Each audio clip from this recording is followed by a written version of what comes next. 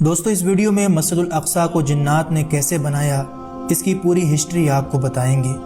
گزارش ہے کہ اس ویڈیو کو اینڈ تک ضرور دیکھیے گا۔ مسجد الاقصی مسلمانوں کے 3 مقدس مقامات میں سے ایک ہے، جس کی طرف رخ کر کے حضور صلی اللہ علیہ وسلم اور آپ کے صحابہ نے تقریباً 1.5 سالوں تک نماز ادا کی۔ معراج کا واقعہ اس بات کی دلیل ہے کہ مسجد الاقصی کتنی خاص ہے۔ یہ علاقہ پیغمبروں کی سرزمین رہا ہے، جہاں بے شمار نبی بھیجے گئے۔ قرآن پاک میں اللہ ارشاد فرماتا ہے، پاک ہے وہ ذات جو لے گئی ایک رات اپنے بندے کو مسجد الحرام سے مسجد الاقصی تک، کہ جس کے ارد گرد ہم نے برکت رکھ دی ہے۔ دوستو ان آیات میں جس بابرکت زمین کا ذکر ہے وہ بیت المقدس اور اس کے آس پاس کے علاقے ہیں۔ حدیث پاک میں حضور صلی اللہ علیہ وسلم نے مسجد الاقصی کی فضیلت بیان کی ہے۔ آپ سے پوچھا گیا، اے اللہ کے رسول، اس روئے زمین پر سب سے پہلی کون سی مسجد تعمیر کی گئی؟ آپ نے فرمایا مسجد الحرام۔ انہوں نے پھر پوچھا، اس کے بعد کون سی مسجد تعمیر کی گئی؟ آپ نے فرمایا مسجد الاقصی۔ حضرت ابو ذر غفاری رضی اللہ تعالیٰ عنہ نے کہا، ان دونوں کی تعمیر کے درمیان کل کتنا وقفہ ہے؟ آپ صلی اللہ علیہ وسلم نے جواب دیا، 40 سال۔ محترم دوستو، روایتوں کے مطابق اللہ تعالیٰ نے جبریل علیہ السلام کو خاص طور سے حضرت آدم علیہ السلام کی طرف بھیجا اور حکم دیا کہ مسجد الحرام اور مسجد الاقصی کی تعمیر کرو۔ ابن حشام نے اپنی کتاب میں لکھا ہے کہ جب بنی اسرائیل فلسطین میں مضبوط ہوئے اور ان کی ریاست قائم ہوئی تو حضرت داؤد علیہ السلام نے بیت المقدس کی دوبارہ بنیاد رکھی۔ پھر ان کے جانشین فرزند حضرت سلیمان علیہ السلام نے مسجد الاقصی کی مکمل تعمیر فرمائی۔ کئی تاریخی روایتوں سے یہ پتہ چلتا ہے کہ مسجد الاقصی کو کئی مرحلوں میں بار بار تعمیر کیا گیا ہے، جس کی تصدیق کئی پیغمبروں نے کی، لیکن مسجد الاقصی کی مکمل تعمیر حضرت سلیمان علیہ السلام کے دور میں ہوئی، جس کی تائید نہ صرف اسلامی بلکہ اسرائیلی روایتوں میں بھی ملتی ہے۔ حضرت سلیمان علیہ السلام اللہ تعالیٰ کے جلیل القدر پیغمبر ہیں۔ آپ کی بادشاہت مشرق سے لے کر مغرب تک تھی، ایسی بادشاہت جس میں انسانوں کے ساتھ ساتھ ہوا، چرند و پرند، جانور، حیوانات اور جنات پر بھی آپ کی حکومت تھی۔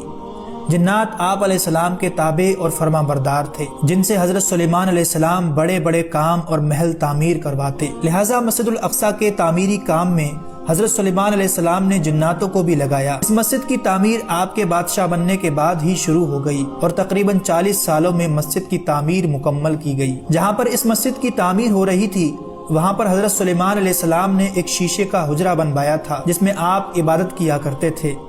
آپ اپنے عصا کے سہارے کھڑے ہو کر اللہ کی عبادت میں مشغول رہا کرتے اور یہ عبادت بہت لمبی ہوا کرتی تھی۔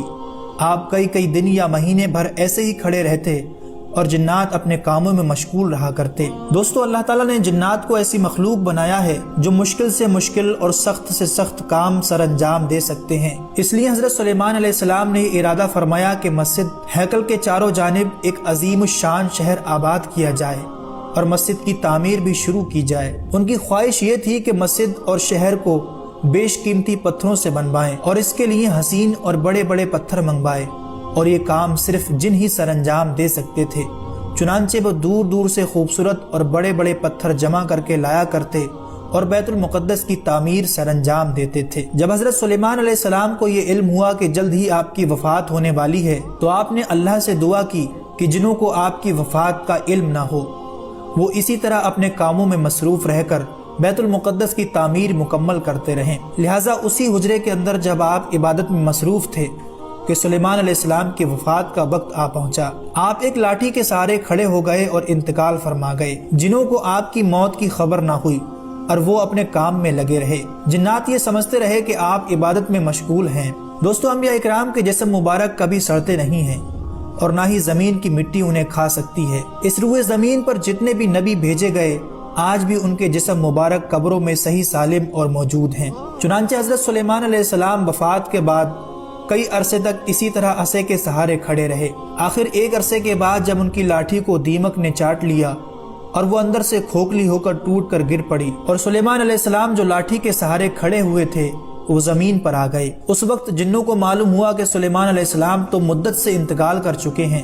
دوستو اس واقعے کو اللہ تعالیٰ نے قرآن مجید میں کچھ اس طرح بیان فرمایا ہے، پھر جب ہم نے اس پر موت کا حکم بھیجا تو جنوں کو اس کی موت کا علم نہ ہوا مگر زمین کی دیمک ان کا عصا کھاتی رہی۔